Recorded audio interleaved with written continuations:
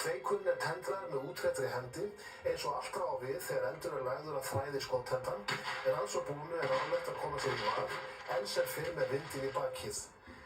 Það á við kökur eins og blys og reyna flugvelda alla, að ekki kviknar frá kveiknum er misráðið að reyna aftur og allra síst að beina höfðunni yfir kökuna til að skoða hvað það er sem kunna vera að, því alltaf er hægt á að neisti leynist í kökunni eftir að reynt hefur verið að tendra kveik tertunar.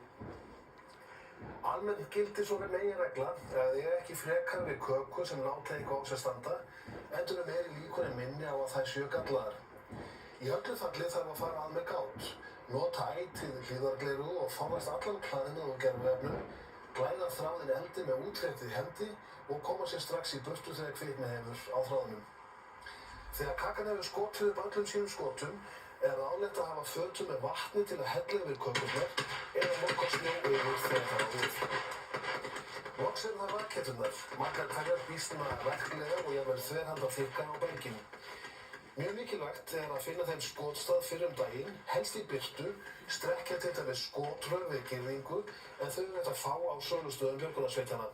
Loks eru það raketturnar, margar hverjar býsna verklega og jafnvel þverhanda þykkar á belginn.